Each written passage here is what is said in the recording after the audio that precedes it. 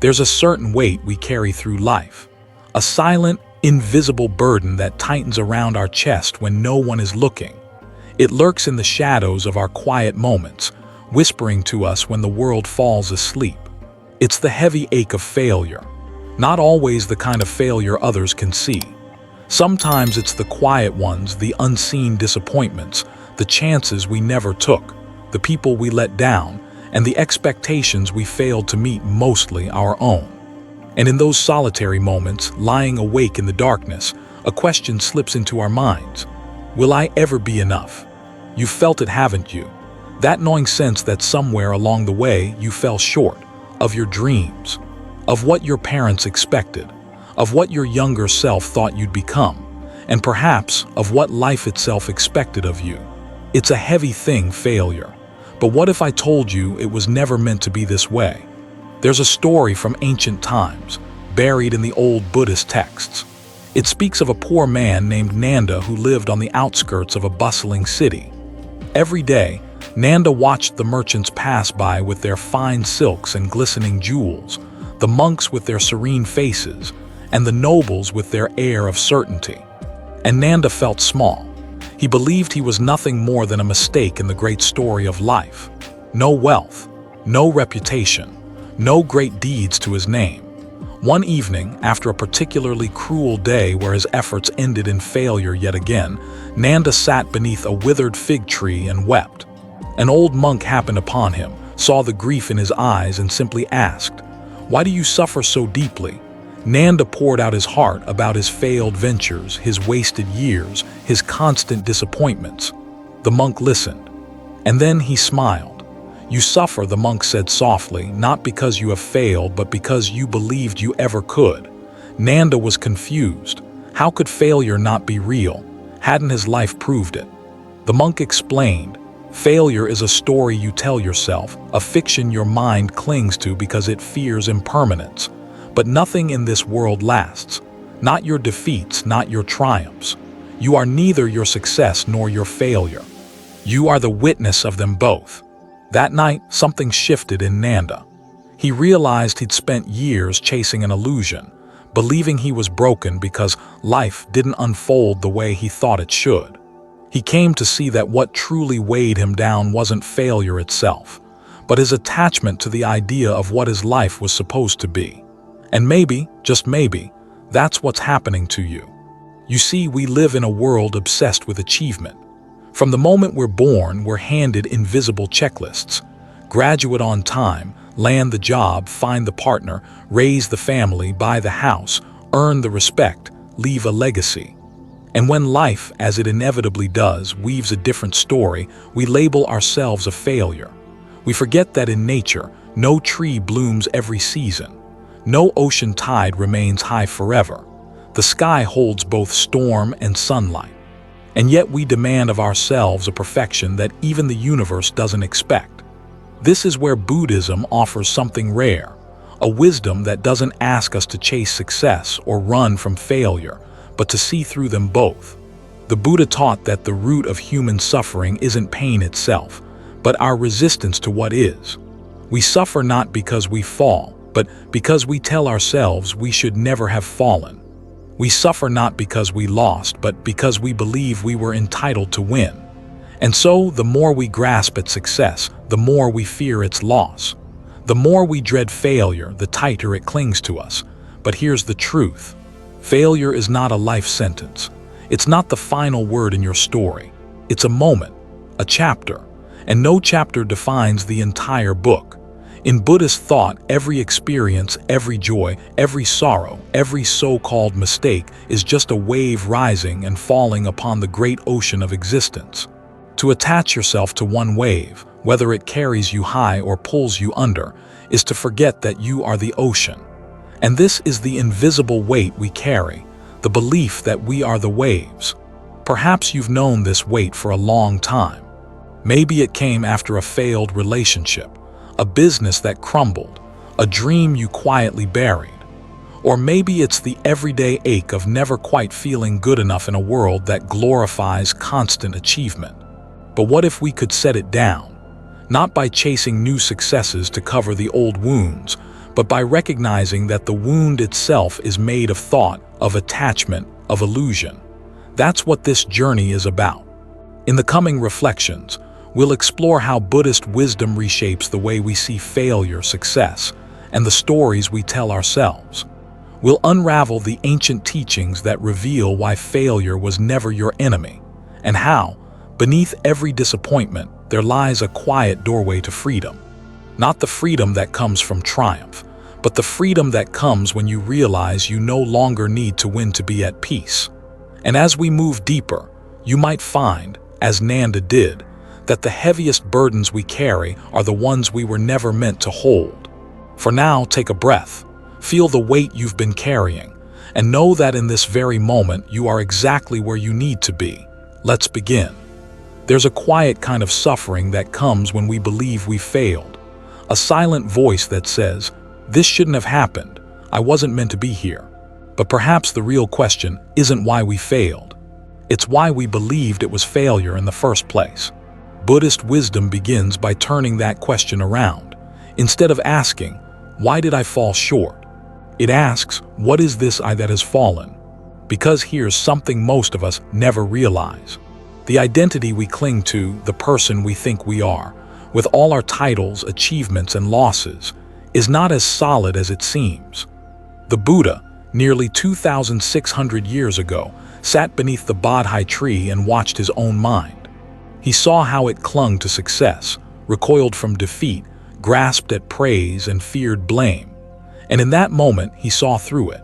He recognized that suffering is born not from what happens to us, but from the stories we weave around those events. Failure is one such story. It's not an absolute truth.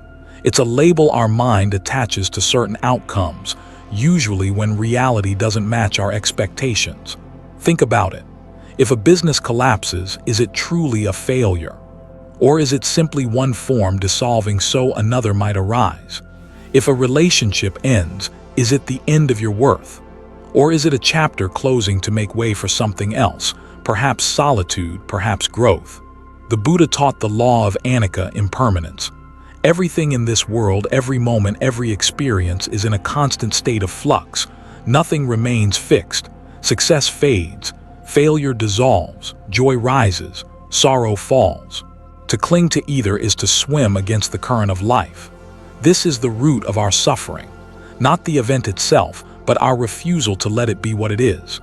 We label it failure and then wrap ourselves in shame, guilt, regret, or bitterness. We build entire identities around it.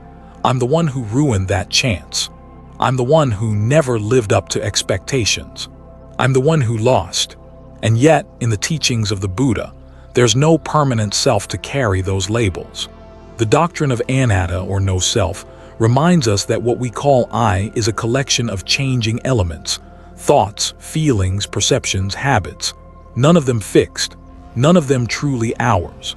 The one who failed last year is not the one who listens to this voice today. And so, if there's no fixed self and all things are impermanent, how can failure truly define you? It can't. It's a momentary label placed upon a transient event, held in place only by our attachment to it. There's a well-known story in Buddhist circles about a monk named Ajahn Chah.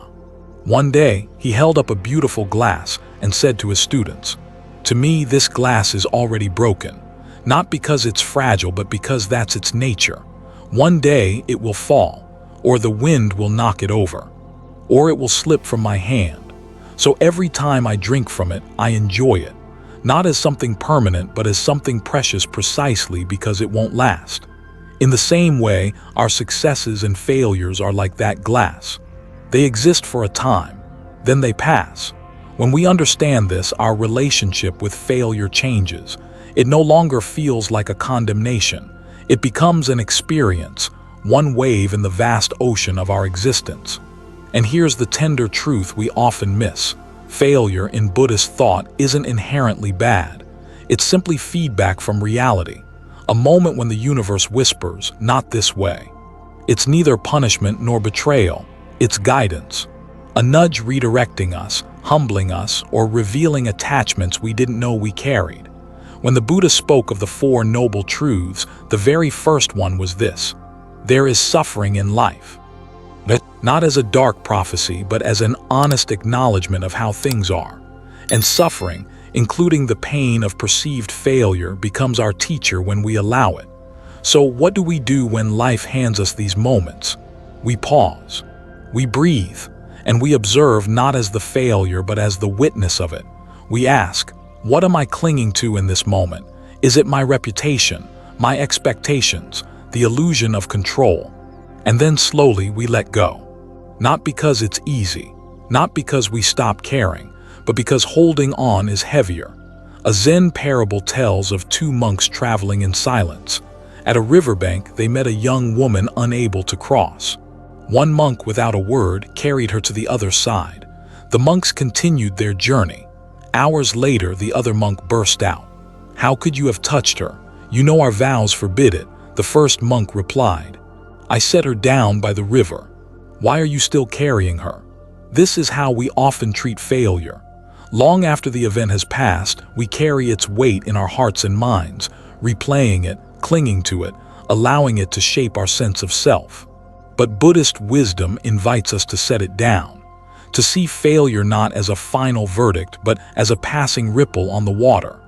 And so, perhaps the real question isn't why did this happen to me, but what is this teaching me about attachment, about control, about identity?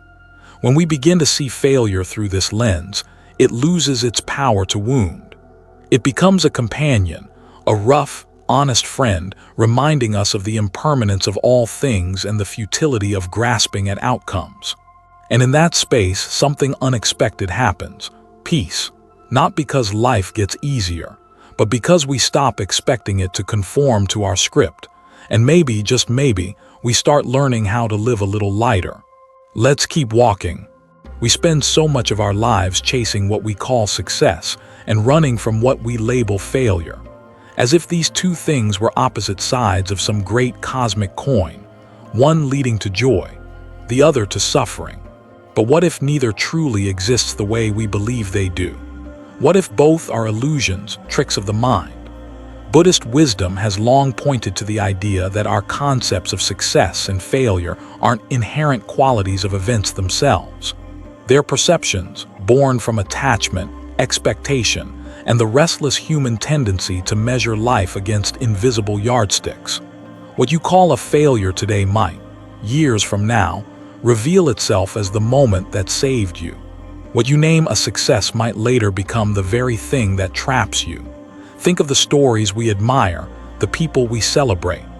Those who succeeded in the world's eyes often speak of the loneliness, the emptiness, the quiet disillusionment that followed their victories. And those who failed sometimes speak of how that fall stripped them of illusions, returning them to what truly mattered. So if success can bring suffering and failure can lead to freedom, are they really what we imagine them to be? The Buddha taught that all things arise dependent upon causes and conditions. This is the law of pratityasamutpada, dependent origination.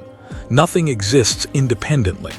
No event, no experience, no outcome stands alone. Your so-called success is the product of countless factors.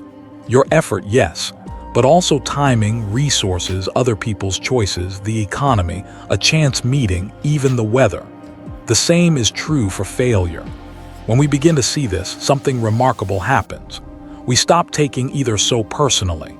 There's a famous teaching where the Buddha compares praise and blame, gain and loss, success and failure to the winds.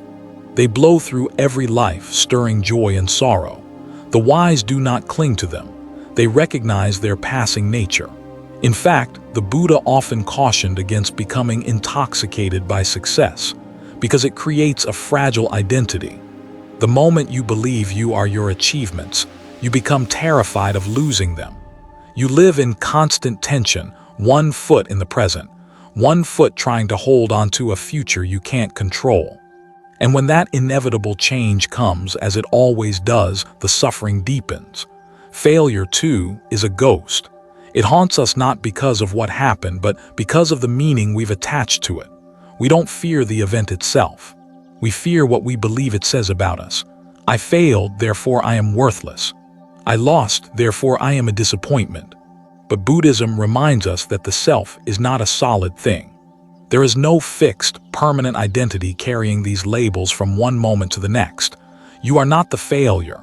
You are not the success. You are the awareness in which both appear, and through which both will eventually fade. An old Zen story tells of a farmer whose horse ran away. His neighbors exclaimed, "Such bad luck." The farmer simply replied, "Maybe." The next day the horse returned, bringing with it 3 wild horses. "How wonderful," the neighbors cried. "Maybe," said the farmer. The following day his son tried to ride one of the wild horses, was thrown and broke his leg. "Such misfortune." "Maybe," said the farmer. A week later, soldiers came to the village, conscripting young men for war. They passed over the farmer's injured son.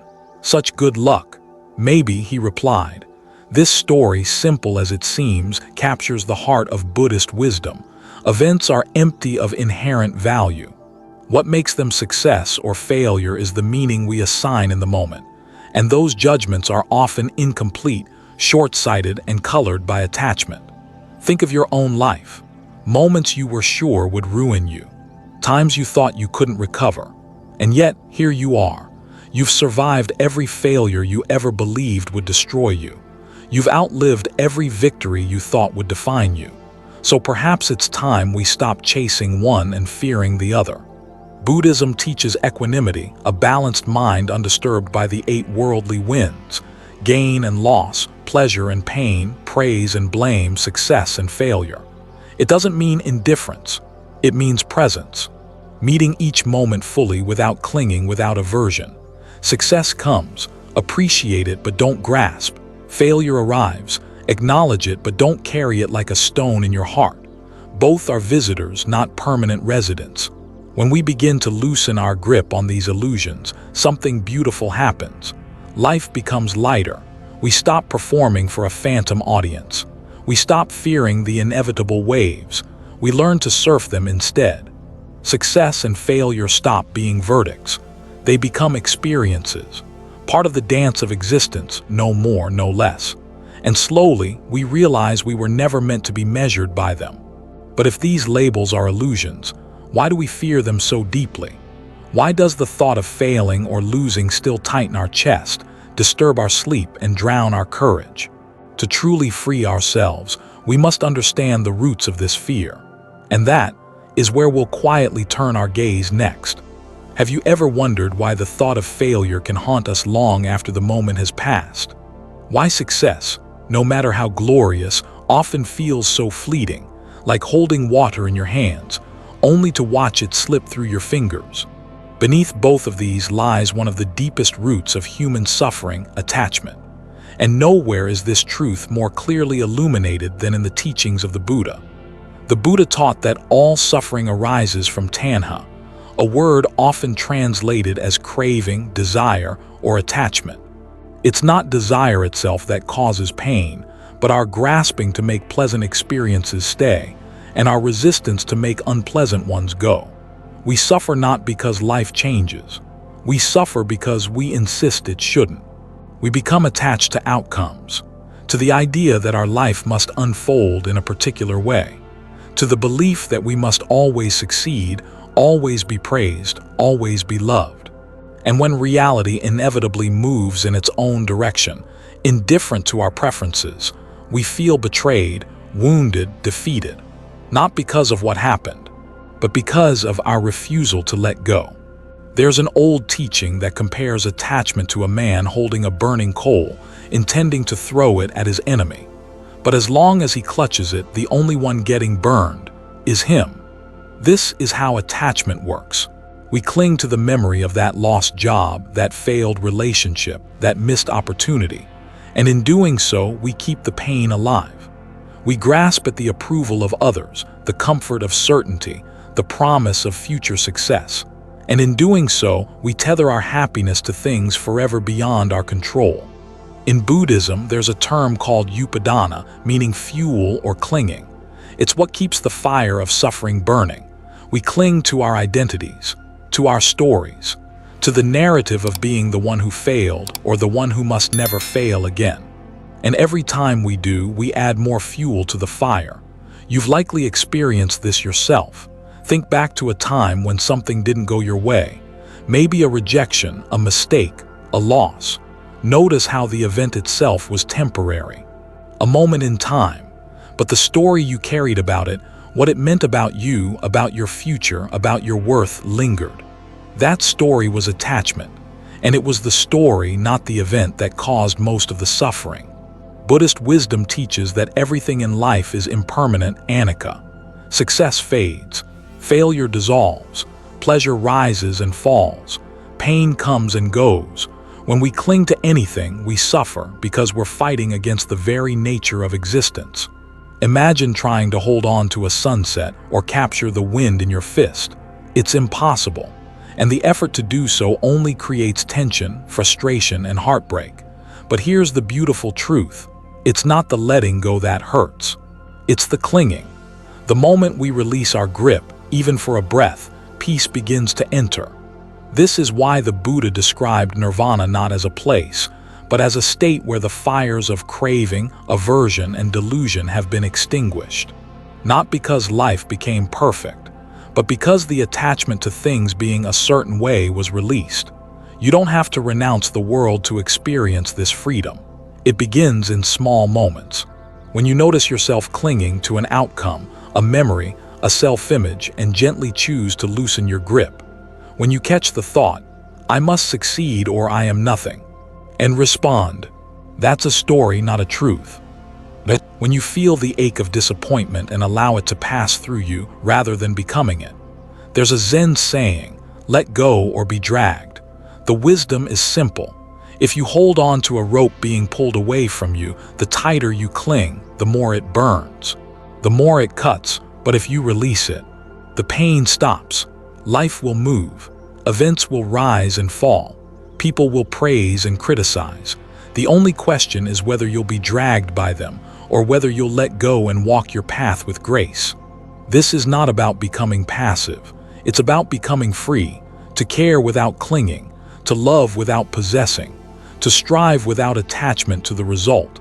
It's the middle way, a path between indulgence and aversion, between apathy and obsession. When you understand this, success and failure lose their grip over your peace. You can welcome both with the same open heart. Learn from both.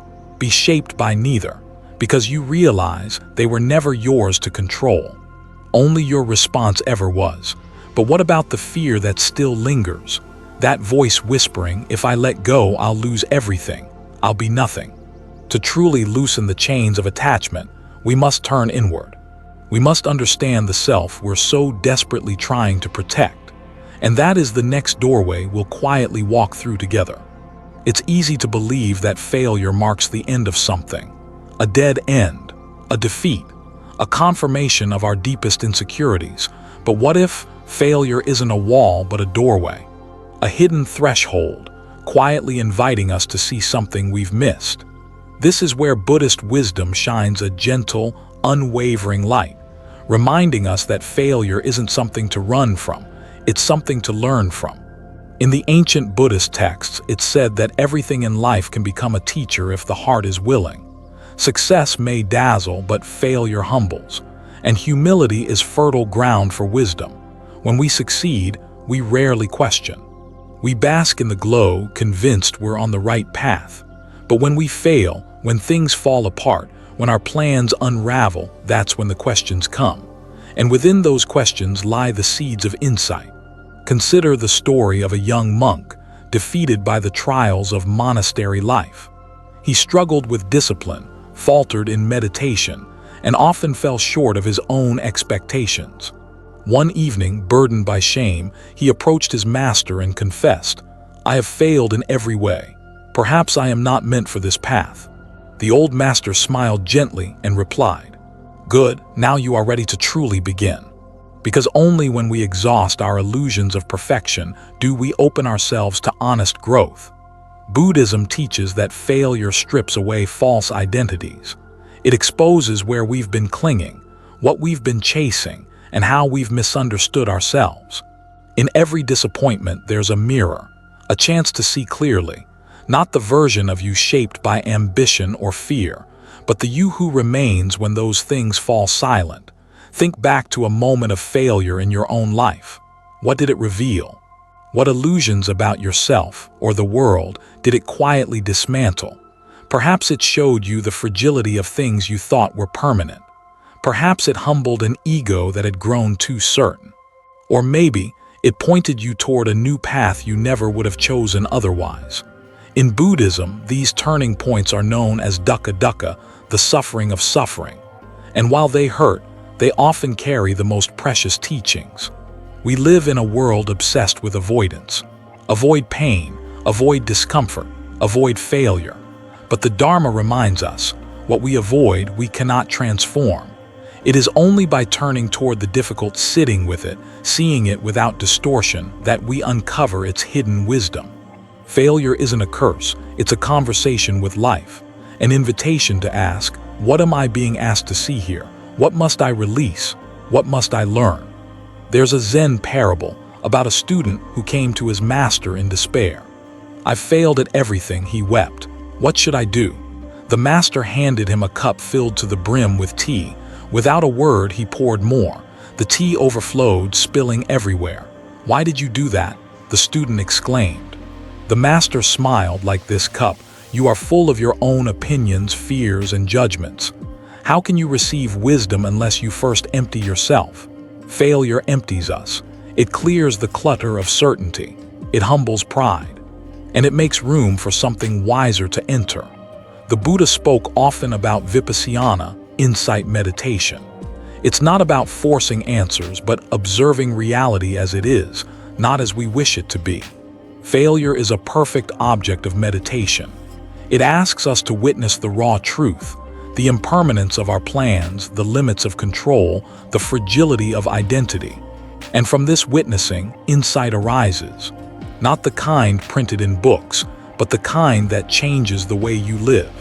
You start to see that your worth was never dependent on outcomes, that your peace doesn't have to rise and fall with external events, that in every ending, there's a beginning quietly waiting.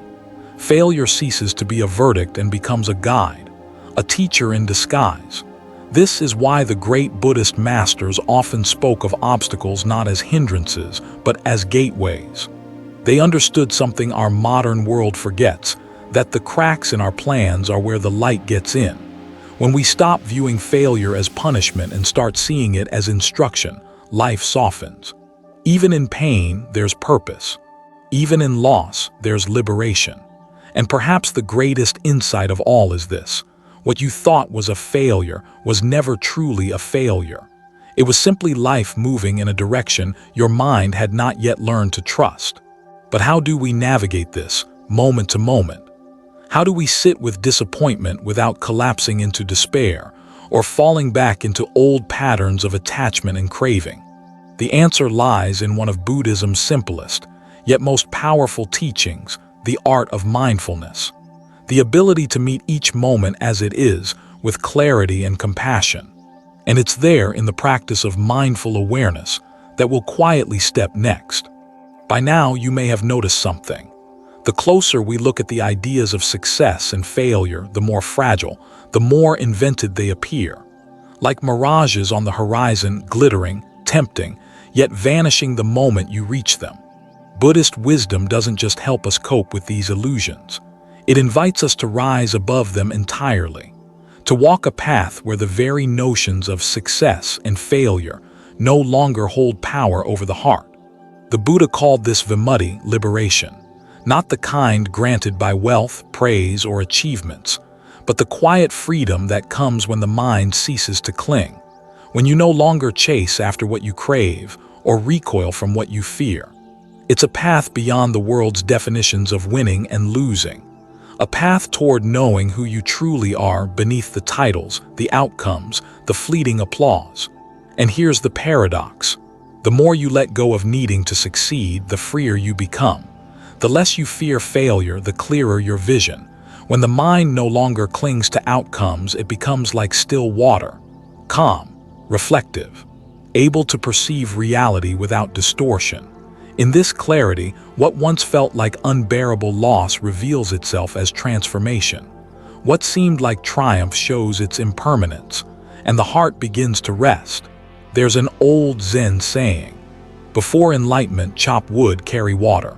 After enlightenment, chop wood, carry water." It reminds us that the external circumstances of life may not change. Successes may come, failures too. But what shifts is your relationship with them. You realize they are passing clouds in the sky of your awareness, beautiful, tragic, temporary, and beneath them the sky remains untouched. This is not about detaching from life. It's not about apathy or indifference. Buddhism doesn't ask you to stop caring about your dreams or to withdraw from your responsibilities. Instead, it offers a wiser way to hold them, to engage fully, love deeply, work diligently, and yet not lose yourself in the results, to plant seeds without demanding harvests, to give your whole heart to the moment, then let the outcome be what it will. Ask yourself this: who would you be if you no longer feared failure? If your sense of worth wasn't tied to achievements? If your peace didn't rise and fall with how others judged you? Can you imagine the spaciousness of such a life? The lightness of heart? The courage it would unlock? This is the liberation the Buddha spoke of, not escape from life but freedom within it. In the Dhammapada, one of the Buddha's oldest teachings, there's a verse that says, "Victory breeds hatred. The defeated live in pain. Happily the peaceful live, giving up victory and defeat." It points to a deeper truth. As long as we define ourselves through comparison, we remain trapped. When we win, we fear losing. When we fail, we fear being left behind. But when we release the need to measure our worth through such metrics, life opens. We see others not as rivals, but as fellow travelers. We stop chasing some final, fixed identity and begin to meet ourselves freshly in each moment. A wandering monk once asked a master, "What is the essence of liberation?" The master replied, "When hungry, eat. When tired, rest." The monk, puzzled, said, "But isn't that what everyone does?" The master smiled, "No. Most people are lost in thought while eating and weighed by worries while resting. To be fully present without clinging or aversion, that is true freedom." This is the heart of the path beyond success and failure. Not a dramatic renunciation of the world, but a quiet return to it, awake. You still create, dream, and strive, but now you do it with open hands. You savor the effort, the connection, the meaning without clinging to results. When praise comes, you let it pass. When criticism arrives, you bow to it, then let it go. You move through this world like a lotus rising from muddy water. Unstained. What would it feel like to live this way? To replace frantic striving with steady presence. To let go of old stories about what you must achieve to be enough. This isn't fantasy. It's a skill, a practice. Every moment you release the need for control. Every time you meet your experience with acceptance rather than resistance, you're walking this path. Step by step, failure loses its sting. Success loses its grip. And what's left is something deeper, a life not measured by outcomes but by the quality of your presence, the sincerity of your heart, the wisdom with which you meet each moment. And perhaps, as strange as it seems, this is the one success worth chasing. The freedom to be at ease whether the world calls you victorious or broken, because in the end, neither label lasts, but your peace. That's yours to keep. As we near the final chapter of this journey, one question remains. How do we live this wisdom day by day? How do we carry these insights not just in moments of crisis, but through the ordinary rhythms of our lives? Let's take a quiet breath together and gently step there. And so, here we are. From the invisible weight of failure to the wisdom that reveals it as an illusion. From the suffering of attachment to the quiet freedom of letting go. We've walked this path together, and if there's one truth I hope remains with you after this journey, it's this: failure isn't your enemy. It was never meant to be. It's a teacher, a mirror, a companion walking beside you in this strange, unpredictable life. And like any good teacher, it's not always gentle. It stings, it unsettles. It forces you to question what you've built your worth upon. But in doing so, it hands you a rare and priceless gift: the opportunity to see yourself without the masks, to stand without titles, trophies, or applause, and to discover that even stripped of those things, you are still enough, still whole, still worthy of your own kindness. In Buddhist thought, this is called Kalyanamitta, the idea that even suffering can be a noble friend when it points us back to wisdom. Failure, in its harsh honesty, shows us where we've clung too tightly, where we've mistaken temporary outcomes for lasting identity, where we've chased illusions and called them truth. And once we see this, truly see it, we're no longer the same. We move with a little more humility, a little more tenderness toward ourselves and others, and with a wisdom that knows no success is permanent, no failure final. There's a story of a young monk who, after years of meditation, confessed to his master, "I feel like I'm failing. I don't feel enlightened at all." The master smiled and said, "Good, that's where real practice begins. When you stop chasing enlightenment as a prize and start living it as a path. And so it is with failure. When you stop fearing it, it ceases to have power over you. It becomes part of the path, a natural stone beneath your feet. You don't have to be perfect. You don't have to win every time. You don't have to impress the world. You're allowed to stumble, to fall short, to begin again. In fact, that's how wisdom is born. Not in flawless victories, but in the soft, steady courage of those who fall and rise again, clearer, kinder, freer. So the next time failure visits you, don't turn away. Invite it in. Listen to what it has to teach you. Let it strip away what no longer serves you. And when it leaves, notice how much lighter you feel, how much more at home you are in yourself. Buddhism teaches us that the measure of a life well lived isn't in how many times you succeed, but in how gently you meet yourself each time you fall. And if you can learn to embrace failure as a friend, as a wise, uninvited guest, then you're already free, not free from pain or effort or change, but free within it. And perhaps in this quiet freedom, you'll discover a deeper joy than success alone could ever offer. A joy not built on outcomes, but on presence, on meaning, on knowing that you are part of something vast and beautiful and endlessly unfolding. If this journey touched something in you, if you found a moment of peace or a reflection that made you pause, I invite you to join me again. Let's keep walking this path together. Subscribe to Zen Buddhism Wisdom, leave a comment with your thoughts, or share this with a friend who might need it today. Your presence here matters more than you know. And I'd be honored to meet you again in the next story, the next reflection, the next quiet truth. Until then, may you be well, may you be free from fear, and may you find the courage to embrace failure as a friend.